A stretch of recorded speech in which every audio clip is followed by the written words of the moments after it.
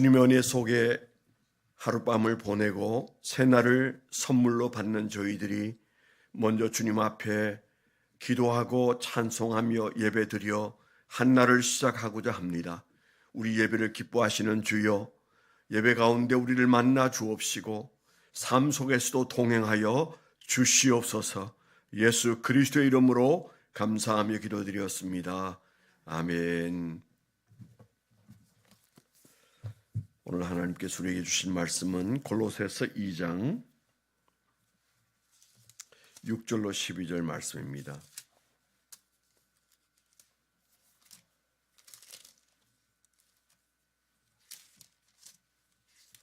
골로새서 2장 6절로 12절 325페이지에 있습니다. 326페이지 골로새서 2장 6절부터 12절까지 합독해서 읽겠습니다. 시작. 그러므로 너희가 그리스도 예수를 주로 받았으니 그 안에서 행하되 그 안에 뿌리를 박으며 세움을 받아 교훈을 받은 대로 믿음에 굳게 서서 감사함을 넘치게 하라. 누가 철학과 헛된 속임수로 너희를 사로잡을까 주의하라. 이것은 사람의 전통과 세상의 초등학문을 따름이요 그리스도를 따름이 아니니라. 그 안에는 신성의 모든 충만이 육체로 거하시고 너희도 그 안에서 충만하여 졌으니 그는 모든 통치자와 권세의 머리시라. 또 그 안에서 너희가 손으로 하지 아니한 할례를 받았으니 곧 육의 몸을 벗는 것이요 그리스도의 할례니라. 너희가 침례로 그리스도와 함께 장사되고 또 죽은 자들 가운데서 그를 일으키신 하나님의 역사를 믿음으로 말미암아 그 안에서 함께 일으키심을 받았느니라. 아멘. 오늘 적용하고 적어본 적용 제목 나누도록 하겠습니다. 사탄은 철학과 전통으로 다가온다. 그리스도인은 예수님의 권세와 능력으로 대응해야 이긴다. 그렇게 적어봤습니다. 사탄은 철학과 전통으로 다가온다. 그리스도인은 예수님의 권세와 능력으로 대응해야 이긴다. 그렇게 적어봤습니다. 설 명절 새벽 예배는 설날만 쉬고 그대로 하겠습니다. 그래서 월, 화 하고 수요일만 새벽 예배를 한번 쉬고 수요일 날은 설날은 수요 예배도 쉬도록 그렇게 하겠습니다. 오늘 골로새서 2장 6절로 12절에 등장하는 중요한 단어가 있다면 사로잡을까 주의하라. 그 말씀이 좀 크게 여겨집니다. 8절에 보면 누가 철학과 헛된 속임수로 너희를 사로잡을까 주의하라. 사로잡을까 주의하라. 우리를 포로로 만들까 주의해야 되는데 그게 등장하는 우리를 사로잡을 가능성이 있어서 주의해야 될 대상이 뭐라고 그랬어요? 철학과 헛된 속임수다. 그렇게 말했어요. 특별히 우리가 그 철학이라는 단어가 왜 우리를 사로잡을 위험성이 있는가 우리가 좀 생각을 많이 해 보아야 될 부분이라는 그런 생각이 듭니다.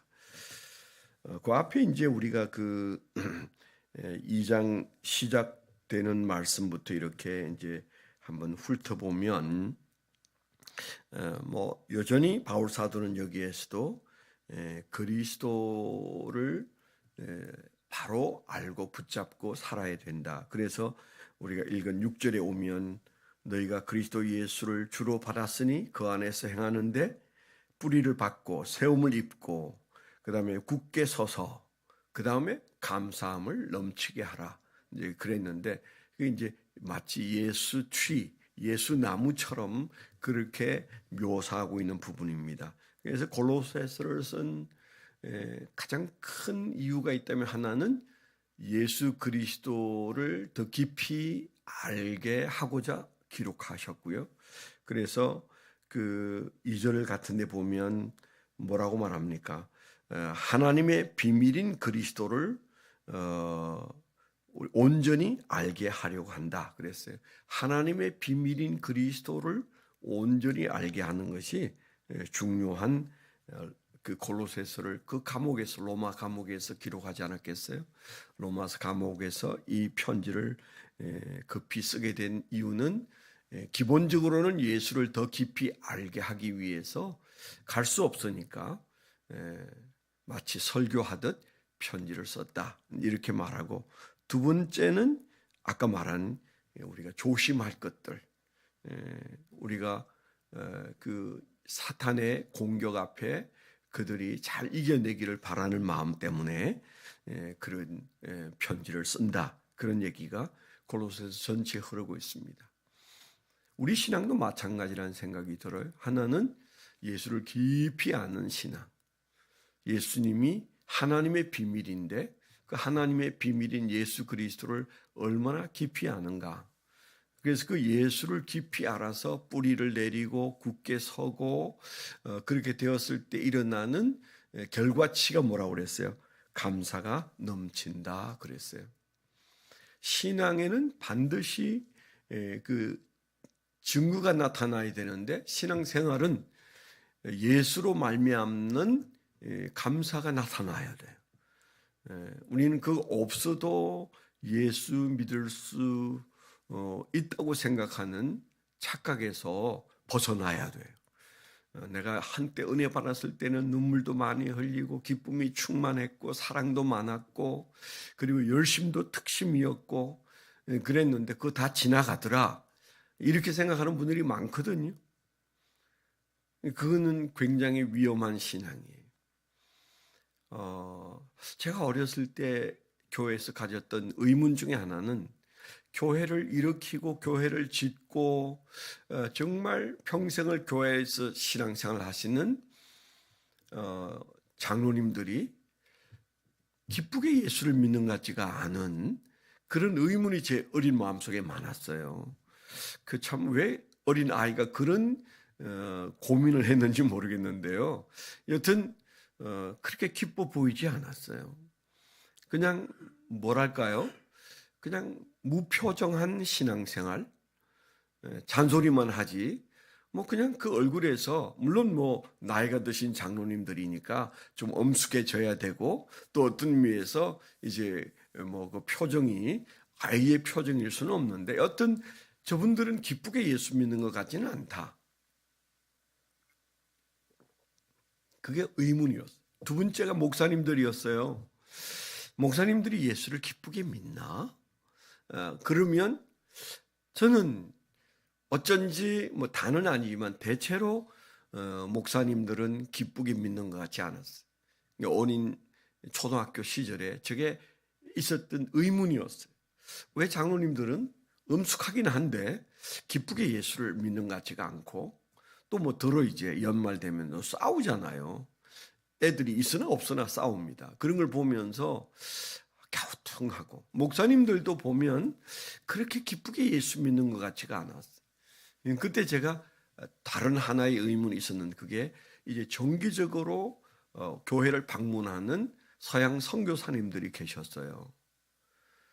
근데 그분들은 우리하고도 놀아주고 아주 하찮은 일에도 같이 웃고 뭐 심지어는 제 기억에 목말 타기도 했어요.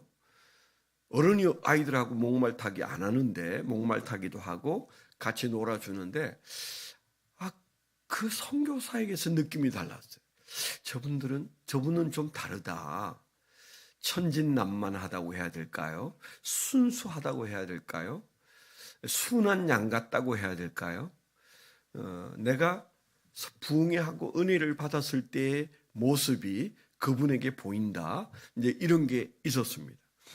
세월이 흘러가면서 서울에 올라와서 이제 교회 생활을 하면서도 그 의문이 안 사라졌는데, 제가 신학교를 갔는데 신학교에서 또 똑같은 현상을 고민했어요. 그게 뭔가 하면 교수님들이 예수님을 기쁘게 믿는 것 같지가 않았어요. 심각하긴 한데 별로 기뻐 보이지가 않아요. 저렇게 되는 건가? 이제 그러면서 이제 중요한 시기를 지나왔잖아요. 지금은 제가 바로 이제 그 노인의 자리에 있습니다. 우리가 어린 아이들이 나를 볼 때 기쁘게 사는 목사로 보일까? 이제 그런 의문이 한 번씩 들 때가 있어요. 우리 교회는 수연이가 저만 보면 끌어안고 막 사랑한다고 한 10번은 얘기해요. 그래서 야, 이놈은 맨날 왜 저런 말을 하냐. 내년에도 그런 말 했으면 좋겠다, 너. 이제 그랬는데, 걔가 좀 약간 뭔가, 무슨 생각인지는 몰라요. 저에게만 그렇게 하겠습니까마는, 저 아이의 눈에는 내가 괜찮아 보이나? 사랑할 대상으로 보이나? 뭐, 이런 약간의 위로랄까요? 그런 게 있는데, 대체로 그리스도인들이 예수를 믿는데 좀 오래 믿은 사람들에게서는 감사가 좀 희박해지는 모습들을 우리가 보는데, 전 그게 뭐 그렇게 되는 거야. 뭐 그 예수 한참 은혜 있을 때는 우리가 별 체험을 다 하니까 기쁘고 즐거운데, 예수 오래 믿으면 그거 다 지나간다. 마치 부부가 연애할 때는 죽고 못 살고, 뭐 신혼기를 지나서 또 이제 몇십 년 같이 살면 뭐 대면대면하게 그렇게 사는 것처럼 예수도 그런 것이다. 이렇게 이해하는 것은 굉장히 위험한 것이다. 저는 그렇게 생각해요. 오늘 아침에 특별히 오늘 말씀에서 6절 이하에 보면 주로 받았으니 그 안에서 행하고 뿌리를 받고 세움을 받고 굳게 서서 그 다음에 뭐예요? 감사를 넘치게 하라. 그러잖아요. 뭔가 거기에는 스텝이 있는 것 같지 않으세요? 그게 뭔가 이렇게 그림이 그려지지 않습니까? 여튼 신앙의 뿌리에서부터 시작해서 그 다음에 열매로 드러나는 현상의 끄트머리에는 뭐가 있어요? 감사가 있어요. 그걸 우리가 그냥 그건 뭐 옛날에 지나간 건 거예요. 지금은 그거 없어도 잘 믿고 있습니다. 그거 아니라고 생각합니다. 신랑 되신 예수 그리스도와 함께 우리가 교회를 이루고, 그리고 우리 안에 예수를 주로 받았으면 우리 신앙의 정상적인 궤도는 기쁨이 있어야 되고 감사가 있어야 된다. 그게 잦아들었을 때 그걸 그냥 다들 그렇게 사는데 뭐 이렇게 받아들이면 안 된다는 거죠. 그걸 바로잡고자 하고 원인을 찾아서, 내가 어제도 말했지만 겉사람은 후패해도 속사람은 새로워지고 있는 바울 사도의 고백처럼, 빌립보스를 보면 감옥에 앉아서도 그는 계속 기쁨을 연발해서 말하지 않습니까? 기쁘고 기쁘다고 말하지 않습니까? 그건 바울 사도의 특별한 은사적 경험이 아니에요. 이건 신앙적 일반적 경험이어야 된다. 그러니까 내가 기쁨이 별로 없어? 그러면 그걸 찾아내려고 해야 되고, 회복하려고 해야 되고, 성령께 간구해야 되고, 그래서 내가 지금 뭔가 지금 온도가 떨어져 있구나. 그것을 어떻게 우리가 이겨나가야 할지를 고민해야 됩니다. 그렇게 어렵지 않다고 생각합니다. 저 같은 경우에도 좀 가라앉았다 싶으면 찬송 1시간만 부르면 그냥 올라와요. 그냥 그 온도가 올라와요. 그래서 새벽에 나오시는 여러분들이 새벽마다 다시 온도를 일으키는 그 신앙의 온도가 올라가면 화사하게 피어나는 꽃처럼, 아무리 좋은 꽃도 온도가 낮으면 오므라들게 돼 있고, 또 온도가 좋으면 활짝 피게 돼 있습니다. 그냥 한겨울에도 며칠만 영상의 온도가 계속되면 개나리가 피는 걸 우리가 보잖아요. 그러니까 우리 신앙은 그런 것이라는 생각을 좀 많이 하게 되고요. 그래서 감사가 증거다. 내 신앙의 현주소를 잘 볼 수 있는 그것이 감사가 증거다. 제가 얘기했잖아요. 어떤 찰스 피니 목사님이 얘기했다는, 당신이 오늘 성령 충만하지 않으면 외출을 삼가라 그랬어요. 당신이 오늘 성령 충만하지 않으면 바깥에 돌아다니지 마라. 그 말은 당신이 은혜가 없이 우중충한 얼굴로 돌아다니면 그냥 스쳐 지나가는 사람도 우울해진다. 예수쟁이는 내 안에 있는 기쁨이 분출이 돼야 되는데 그렇지 않은 것은 다른 사람에게도 영향을 준다. 뭐 이런 얘기잖아요. 그러니까 우리가 얼마나 기쁘게 살아야 되는지를 말하고 싶어 하는 거죠. 오늘 이 말씀, 우리가 그렇게 사는 데 있어서 예수 그리스도가 중심에서 우리를 기쁘게 만드시는 분이시고, 그 다음에 우리를 넘어뜨리고 사로잡으려고 하는 세력이 있다는 거죠. 그 사탄의 세력이 뭐예요? 철학이고 전통이다. 그렇게 말하고 있어요. 이 철학을 얘기하고 나중에 이 철학에 관한 얘기를 뭐라고 말합니까? 세상의 초등 학문을 따르는 것이다. 그렇게 말했어요. 철학이라는 것의 기본 베이직은 뭡니까? 논리입니다. 논리.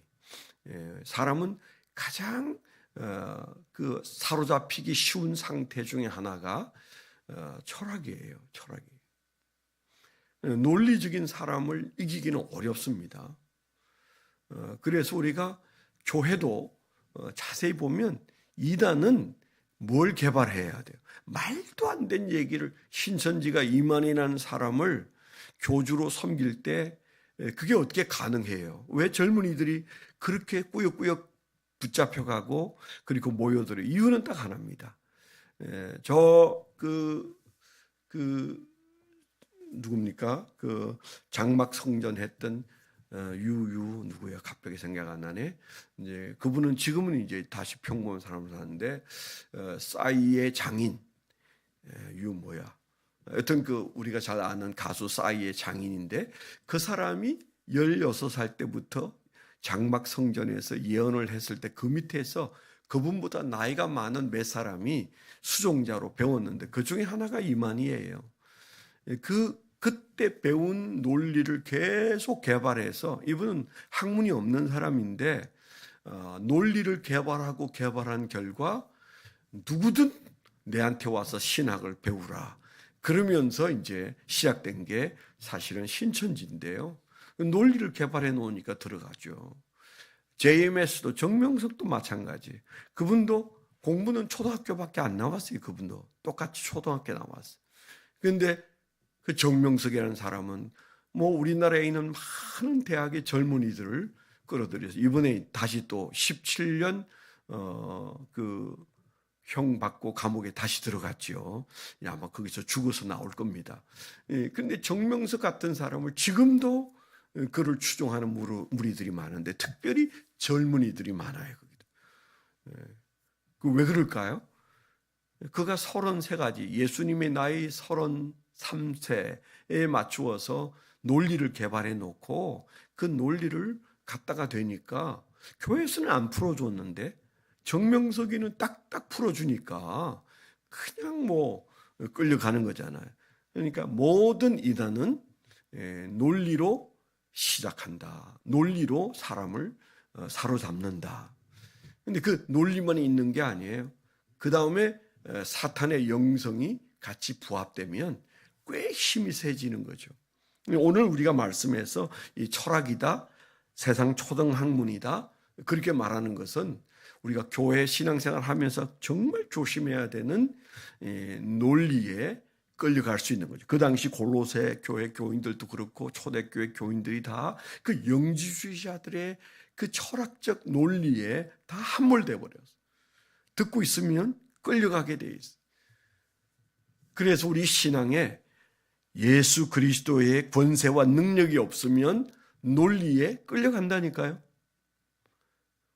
교회는 논리를 개발하지 않습니다. 겨우 하는 게 신학을 가지고 뭐 성경 공부 정도 하는 건데 이게 철학이다 이렇게 생각하시면, 여기서 말하는 철학은 그 논리적 접근을 조심해라 그 얘기고요. 또 다른 하나가 뭡니까? 전통이에요. 여기 말하는 트래디션은 다른 전통이 아니에요. 샤머니즘이에요. 샤머니즘. 주술적인 어떤 접근들, 그것 또한 영적인 거잖아요. 사탄적인 영적 세계가 있는 겁니다. 다 신비하면 다 그냥 그게 꼬꾸라지면 안 된다는 얘기잖아요. 이게 하나님으로부터 왔는지 성경적인지 우리가 돌아봐야 되는데 한국 교회도 이 부분에 있어서 둘 다 좀 허술해. 그런 의미에서 하나는 그리스도로 우리가 잘 준비되어서 우리 안에 내면의 기쁨이 감사가 넘치는 삶을 살 뿐만 아니고 방어도 잘 해야 된다. 갑옷도 입어야 된다. 철학과 전통이라는 공격 앞에 우리가 사로잡히지 않도록 잘해야 된다는 말씀, 오늘 우리가 이 말씀을 마음에 품고 두 가지, 우리가 정말 예수 잘 믿어야 된다, 이 말씀을 마음에 새기고 한 날을 살게 되기를 축원합니다. 기도 제목, 나라를 위해서 여러분 기도해 주십시오. 나라가 주연의 가운데 바로 서고 공산주의 사상이 이 땅을 물들이지 못하도록, 중국이 우리를 점령하지 못하도록, 북한이 힘을 좀 못 쓰니까 중국이 이 나라를 붉게 물들이고 있습니다. 위에서 여러분 기도해 주세요. 내일 올리브 블레싱 주연의 가운데 잘 진행되어질 수 있도록 이번 주일날 하는 청빙을 위한 우리가 투표, 주연의 가운데 성령의 인도하심을 받는 역사가 일어나도록 여러분 기도해 주시기 바랍니다. 하나님 아버지 감사합니다. 오늘도 저희들에게 주신 주의 귀한 말씀, 감옥에서 골로새 교회를 향한 그 말씀이 우리를 향한 말씀인데, 주여 우리가 예수를 깊이 아는 종들이 되게 하여 주옵소서. 오늘 또한 주님과 깊이 교제하고 주님을 더욱 사랑하고 주님 때문에 우리 안에 기쁨이 넘치고 감사가 넘치는 귀한 종들이 되게 하여 주옵소서. 이제는 우리 주 예수 그리스도의 은혜와 아버지 하나님의 극진하신 사랑과 성령님의 내주 동행하시며 감화감동하심이 하나님을 사랑하는 거룩한 백성들의 생애 위에 지금부터 영원토록 함께하여 주시옵기만을 간절히 축원하옵나이다. 아멘.